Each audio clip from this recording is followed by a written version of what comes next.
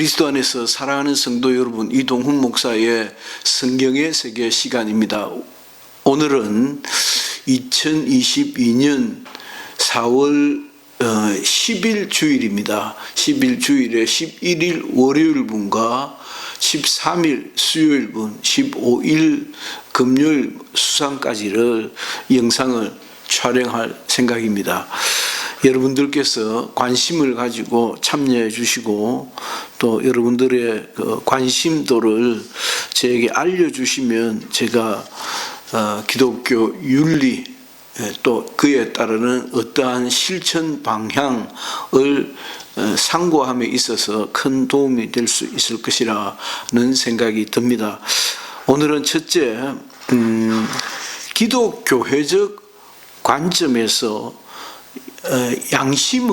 양심이라는 컨셉을 이해하기 위해서는 기독교적 관점의 자연법 이해가 필요하다는 제목입니다.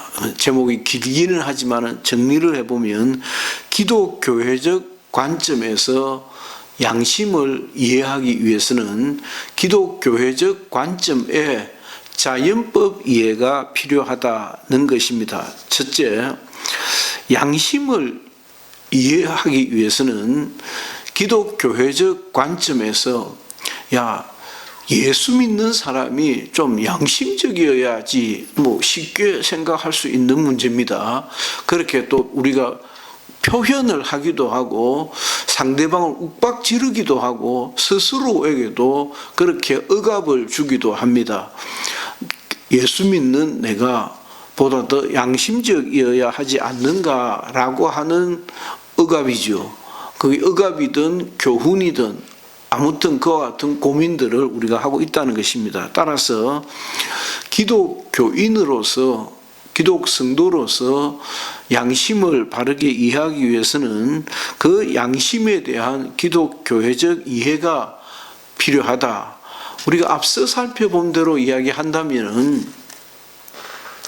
양심이라는 것은 아주 기독교든 기독교인이 아니든 인류 보편적인 어떤 양상이지 않는가라고 했고, 그것을 기독교도적 입장에서 보면은 양심이라는 것이 있는데 그 양심은 곧 하나님의 음성이지 않는가라고 오해를 했든지 그렇게 생각하고 있든지 편견을 가지고 있든지 라고 한다는 것입니다. 그러나 우리가 짐짓 살펴본 바 양심은 아주 대먹지 못한 양심도 있더라. 그놈들도 양심이라고 생각한다. 그래서 선거판에서 벌어졌던 진영 논리라든지 이 진영과 저 진영의 양심이 사뭇 다르더라는 이야기도 없잖아요 했던 바입니다. 그래서 양심을 우리가 어떻게 생각해야 할 것인지를 조금 더 살펴보아야 되겠습니다. 두 번째는 그 양심은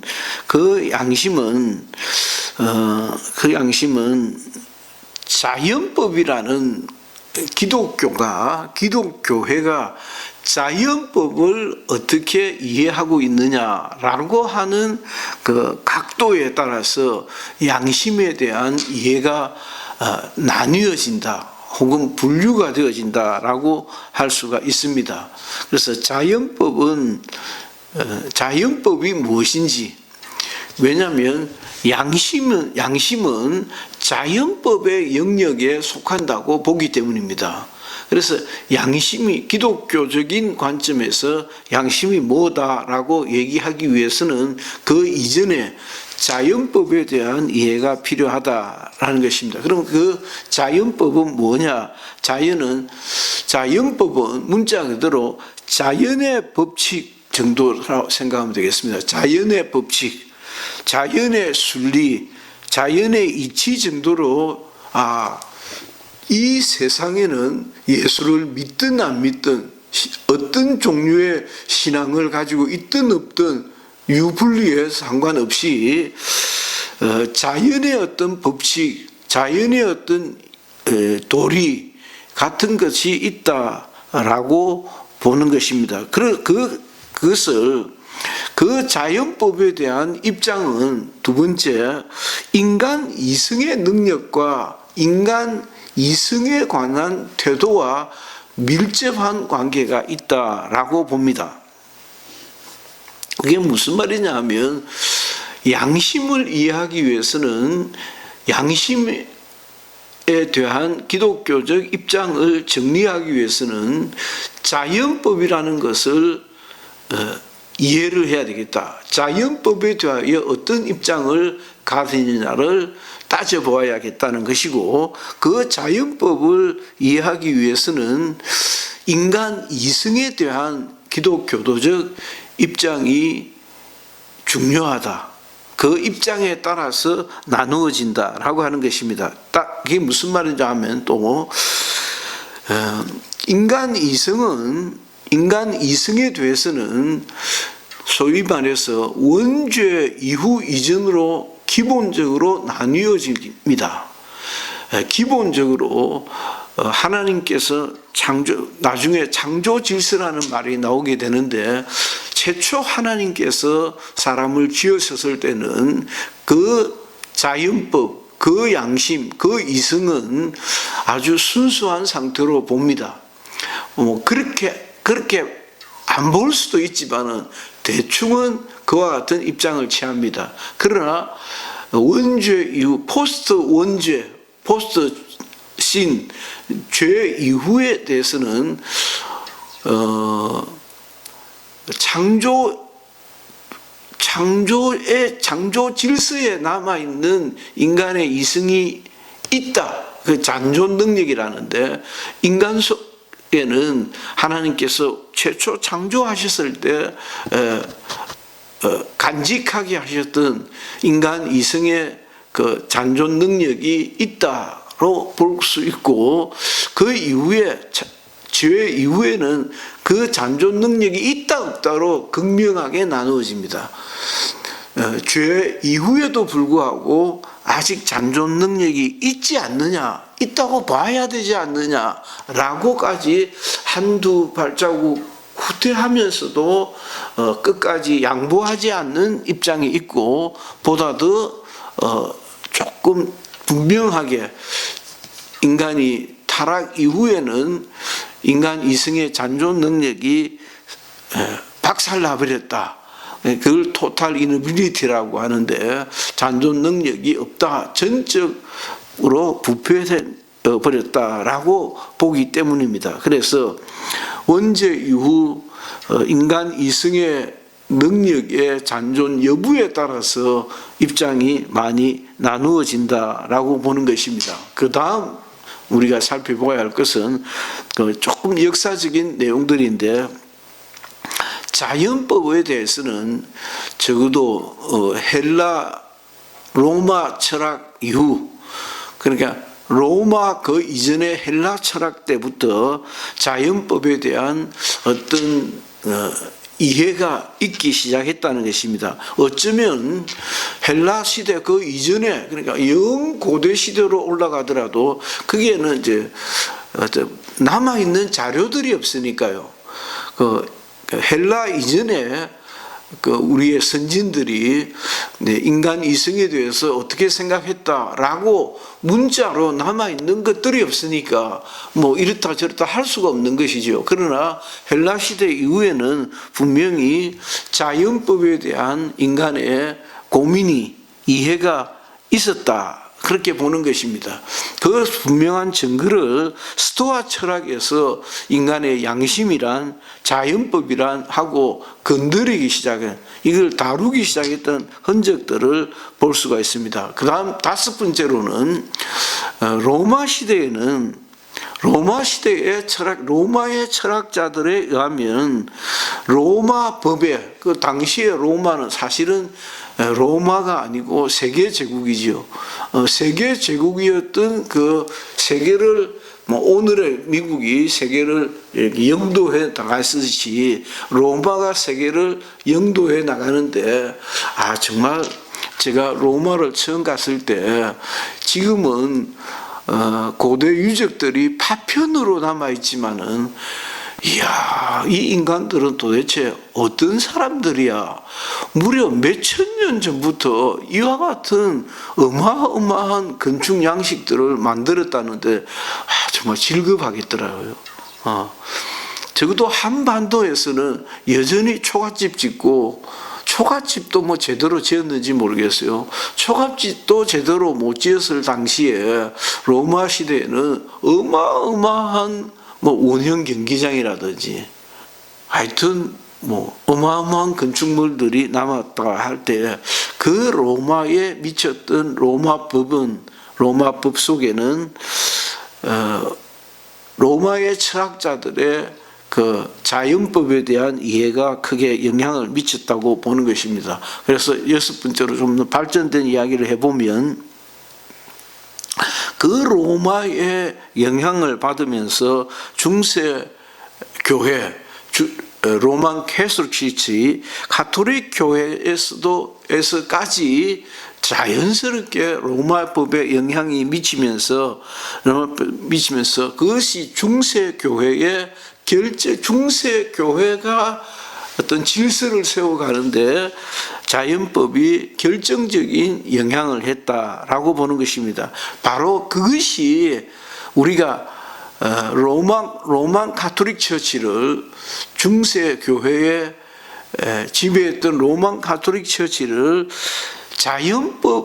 자연법주의자다, 자연법적 사고를 하고 있다, 자연법 사상이 자리 잡고 있다라고 하는 우리의 입장에 결정적인 영향을 미쳤다, 결정적인 계기를 마련했다라고 보는 것입니다. 저는 그렇게 봐야 아주 정상적이라고 생각이 듭니다. 무슨 얘기냐면, 쭉 다시 얘기하면 헬라 이전에도 자연법 혹은 양심 혹은 인간 이성에 대한 어떤 논의들이 있었지 않겠느냐. 사람이라고 하면 그건 자연적으로 그와 같은 고민들을 안 했겠느냐라고 할 수 있을는지는 모르지만은 어쨌든 성문화된 자료들이 없으니까 있다 없다라고 할 수가 없고, 적어도 고대 헬라에서부터는, 헬라의 철학, 로마의 철학에서는 인간의 자연법에 대한 고민들이 나타나고, 그 자연법을 이해하기 위해서는 인간 이성이, 사람의 이성이 이 물건이 뭐냐, 인간 이성이라는 이 물건이 뭐냐, 인간 이성에 대한 고민들을 하기 시작했다. 그 고민들 속에서 자연법이 자리를 잡았는데, 그 자연법이 중세 교회에 결정적인 영향을 미쳤다. 따라서 로만 가톨릭 처치는 자연법 사상주의자다라고 보는 것입니다. 자, 그 다음에 자연법에 대한, 그러니까 우리가 로마 교회는 대단히 자연법적이다 라고 볼 수 있다는 것이죠. 두 번째는, 그러면 개신교회에 대한, 개신교회의 입장은 무엇인가? 자연법에 대한 개신교회의 입장입니다. 첫째, 개신교회는 로마 교회와 좀 구분되는 것이 아주 자유롭습니다. 교파가 자유롭습니다. 아주 자유롭습니다. 개신교회의 분방함과 그 자유로운 분위기와 비슷하게. 그래, 개신교회는 어떻다, 그런 게 없거든요. 마치 저는 곧장 그런 생각을 하는데, 자유민주주의는 이건 어떻게 보면 개판이잖아요. 자기 마음대로 생각하니까, 사람마다 생각을 달리하니까, 그래서 굉장히 취약하고, 그 취약함으로 인해서 전체주의나 공산주의에 맞대결할 수 없을 것 같은데, 인간이 그렇지 않더라는 것이요. 오히려 그 자유분방함 속에서 더 강한 힘이 나타난다는 것이 시장경제주의자거든요.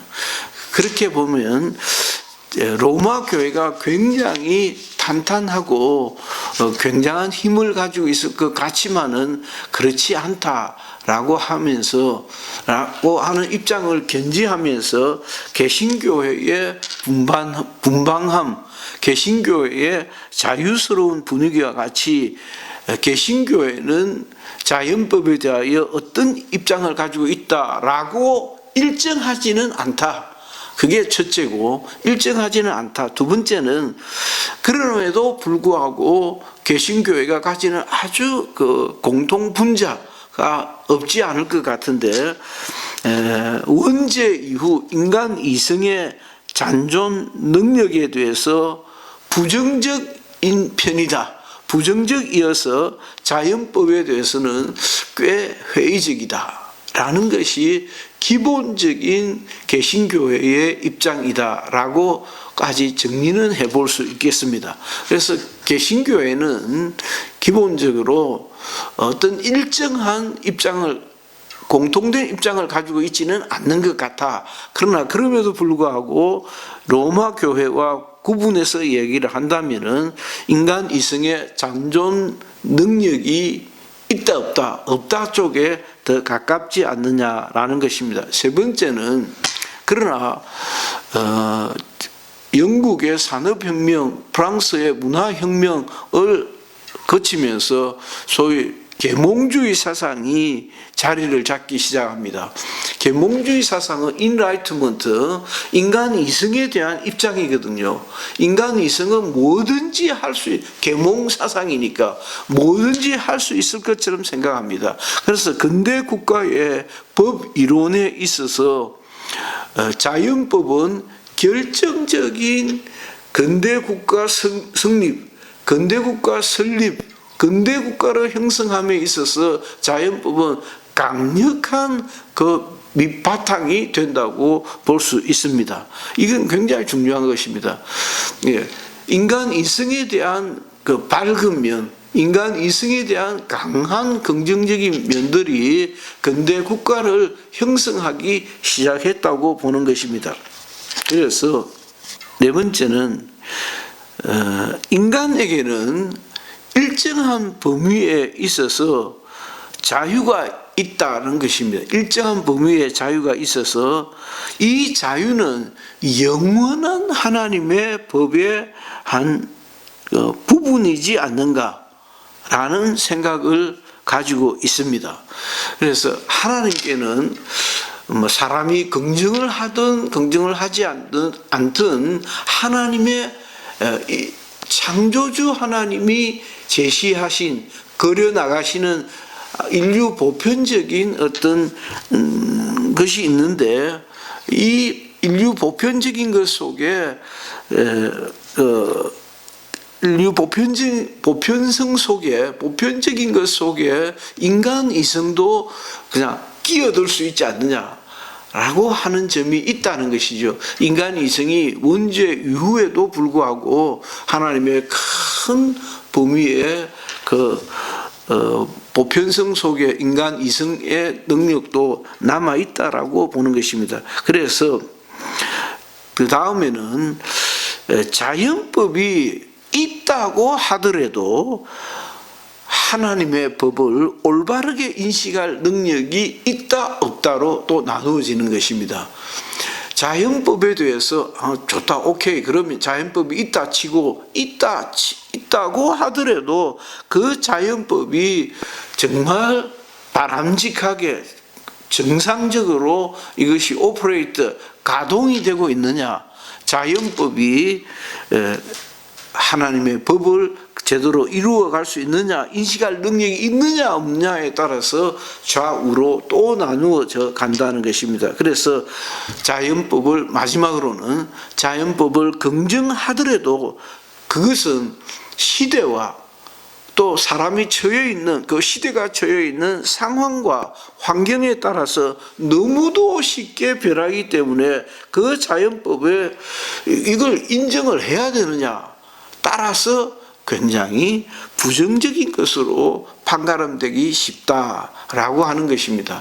오늘은 인간에게 있는 양심에 대해서 윤리와 도덕을 정의함에 따라서 양심이 뭔지를 좀 생각해 보았는데, 그 양심을 이해하기 위해서는 자연법을 이해해야 되고, 자연법을 이해하기 위해서는 인간 이성을 이해해야 되는데, 인간 이성의 능력이 어느 정도이냐, 그것이 하나님의 법에 이룰 수가 있느냐, 하나님의 법에 이룰 수 없는 것 같으면 판단 자체를 할 필요가 없는 것이지요.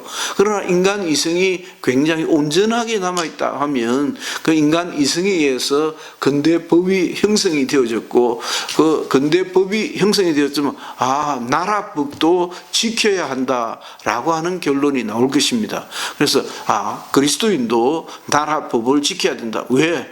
그 나라법은 인간 이성으로 만들어 놓은 공동의 합의문이니까. 이런 식으로 발전을 하는 것입니다. 하여튼 오늘 첫 시간 결론은 자연법을 긍정하더라도 개신교회적 입장에서는 그것은 시대와 환경과 또 상황에 따라서 너무도 쉽게 바뀌는 것이기 때문에 이걸 있다고 해야 되느냐 없다고 해야 되느냐까지 살펴보았습니다. 이동훈 목사의 성경의 세계 시간이었습니다. 감사합니다.